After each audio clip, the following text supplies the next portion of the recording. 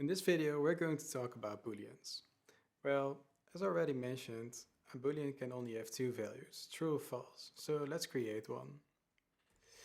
We start with a bool keyword, which is short for Boolean, and I'm just going to call mine Boolean, and then I'm going to set it with true, and I can set it with false, and we can print it out to our console.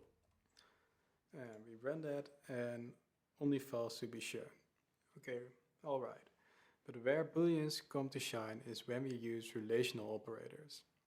And the way we can use relational operators is to check if something is the same as another thing. And I'm going to show you how this works. If we define an int a, which is 5, and then an int b, which is 4, we can check if these two are the same or different. And the way we can do that is by saying Boolean is a is this b. And if you click on this operator, you can also see the documentation, and what it does is test whether this value is numerically equal to other. And what it means is this value is the one that's before the is operator with the other, which is the b. If I print this out to the console, we should see that it's going to be false. And that's because 5 is not 4, which is kind of obvious, but still. Let's see what the answer is, and it's going to be false. What we can also do is we can check if these two are different from each other. And we can do that by using this exclamation mark and then an is sign instead of double is. If we now print it to our console,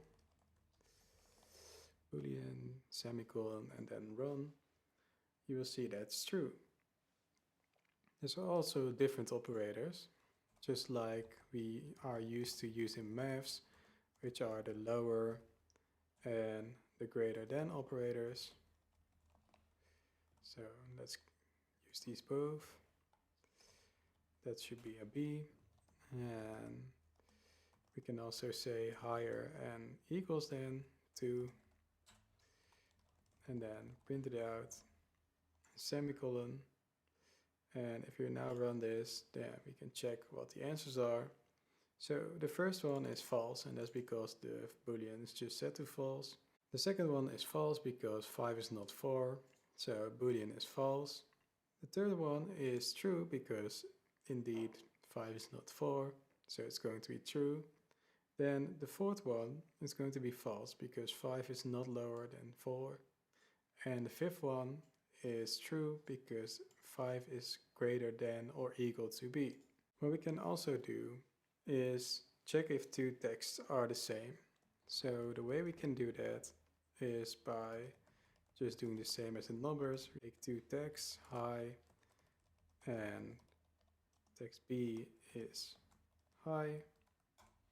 And we try and compare these to each other by using the is operator. And we print it out. But these two are actually the same, but they are still different because I used the uppercase here instead of a lowercase. So we expect that it's going to be false, and this is true. I mean that it's false. Sometimes you want to check multiple things at the same time. So if A and B are the same, then B and C should not be the same.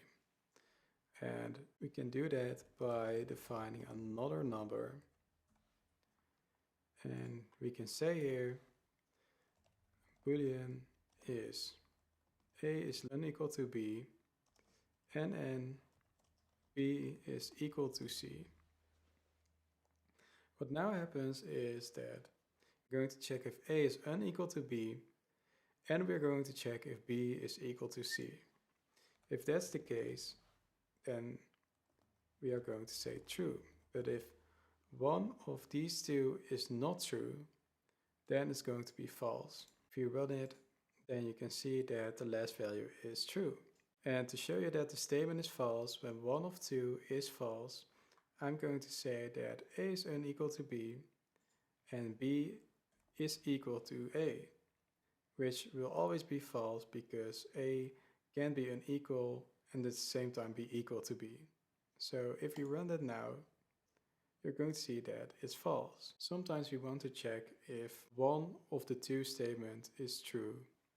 And we can use this by an OR operator. So it now says if one of these two is true or they both are true, then it's going to be true. If they both false, then we're going to print out false. So when I run this now, you can see that's true again. In the next video, we're going to look at if statements where relational operators will really shine.